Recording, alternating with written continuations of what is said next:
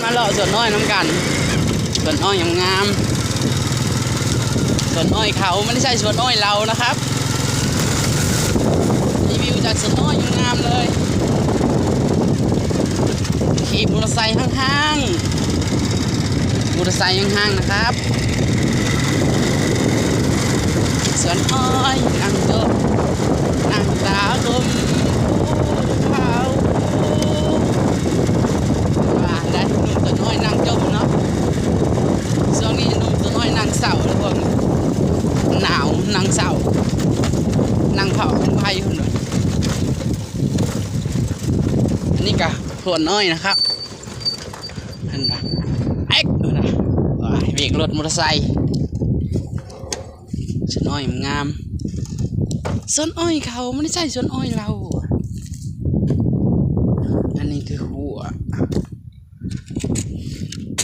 ขอนั่งจักขาวอย่าเบาอะไร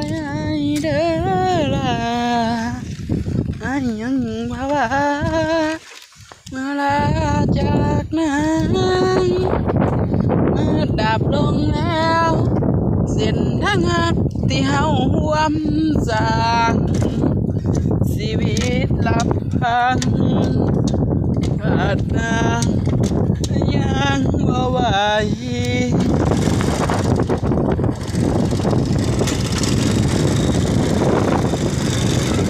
อันนี้ก็คือสวนอ้อยเหมือนกัน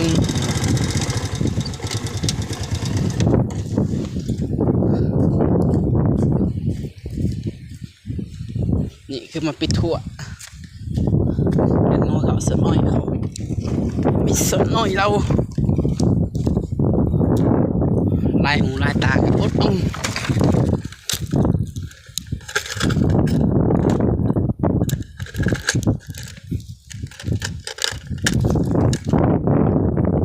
มานี่ก็สวนอ้อยเจ้าไม่สวนอ้อย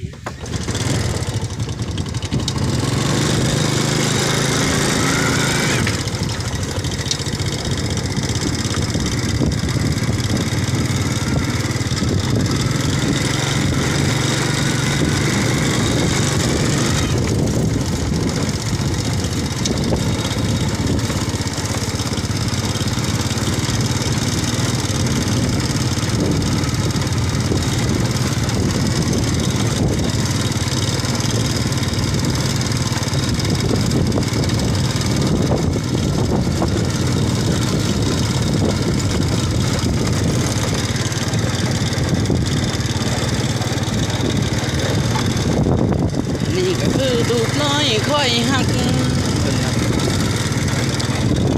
เลาะชมธรรมศาสตร์ทางกับบ้านด้วยกัน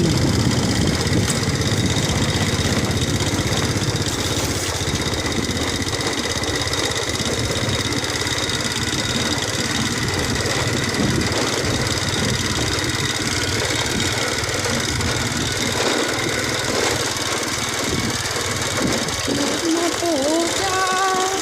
อาชีพหอมบ้านเฮาอาชีพเดินแต่เขาสองเฮาก็รวมกันโอ้ยโอ้ยน้องน้องวันหัวใจวันสาวน้องวันเจ้าหนีไกลบ้านหนีไปดนเติบเป็นเท้าเสืออยู่ดีกันได้เป็นดาวหอมนานมุนการเมืองบ้านเมื